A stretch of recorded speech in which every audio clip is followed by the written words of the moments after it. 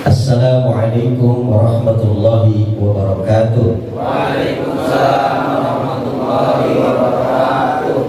Bismillah, alhamdulillah, wassalatu wassalamu ala rasulillah wa ala alihi wa sahbihi wa mawalah. Amma ba'du. Qala al-musannif rahimahullahu ta'ala wa nafa'ana bi ulumihi fid dharain. A'udzu billahi minasy syaithanir rajim. Bismillahirrahmanirrahim. Qala Rasulullah sallallahu alaihi wasallam, al-islamu an tashhada an la ilaha illallah wa anna muhammadar rasulullah wa tuqimas shalah wa tutiyaz zakah wa tasuma ramadan wa tahujjal baita in istata'ta ilaihi sabila. Berkata Rasulullah sallallahu alaihi wasallam, Islam itu mengucapkan dan meyakini bahwa sesungguhnya tiada Tuhan selain Allah dan Nabi Muhammad adalah utusan Allah.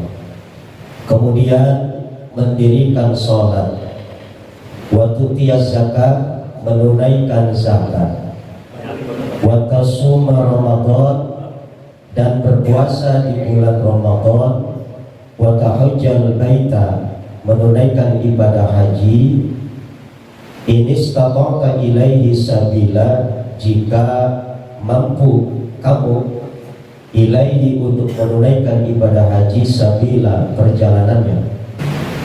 Pada pertemuan yang lalu kita masih berkisah tentang seorang lelaki yang datang kepada Rasul, lalu lelaki itu bertanya tentang Islam.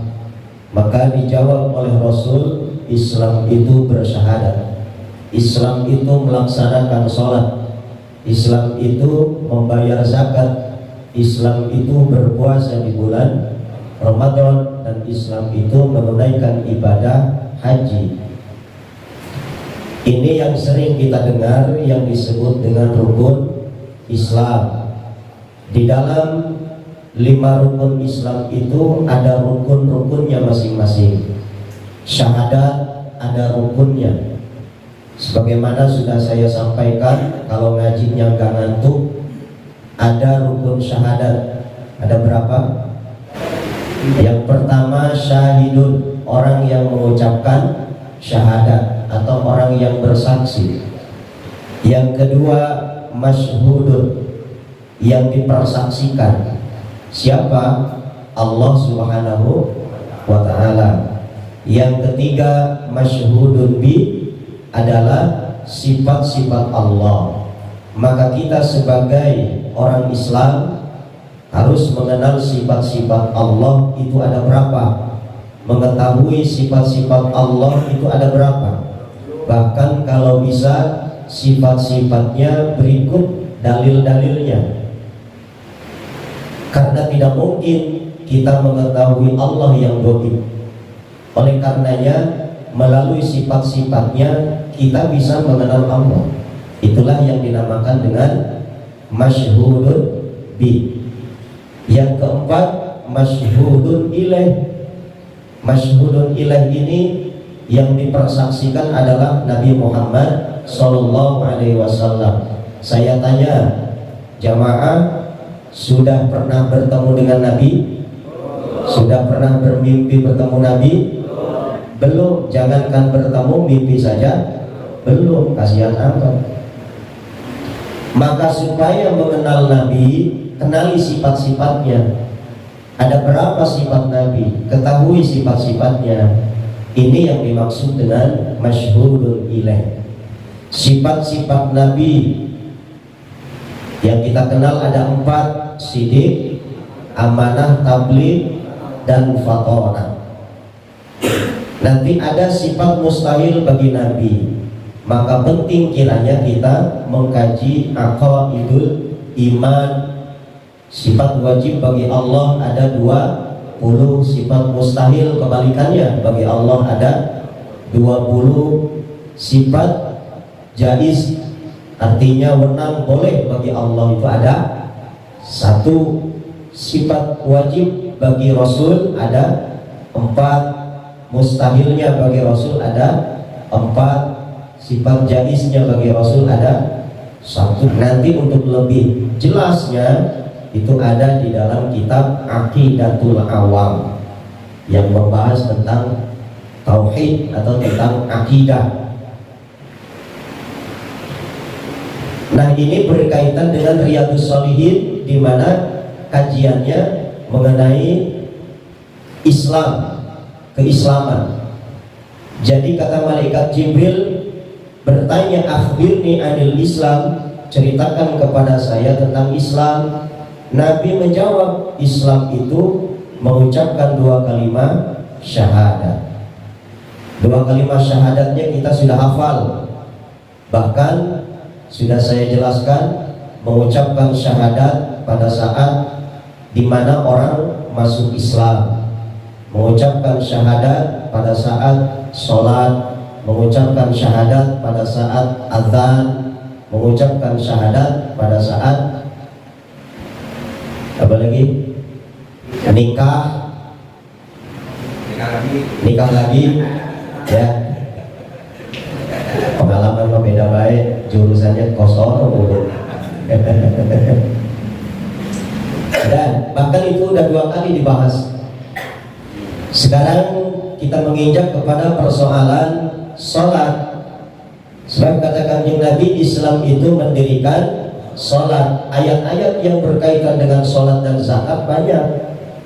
Di antaranya Allah berfirman, Bismillahirrahmanirrahim.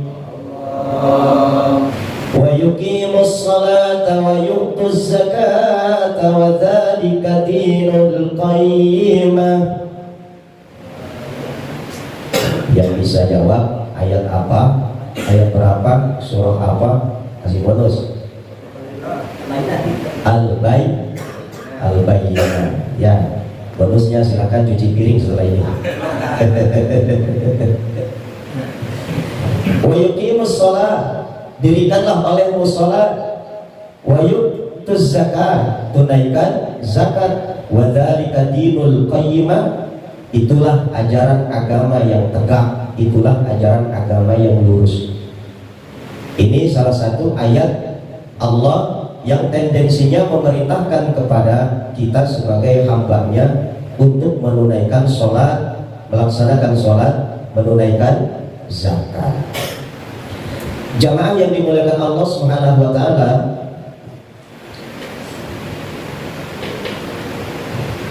kata Nabi, sholat itu tiangnya agama.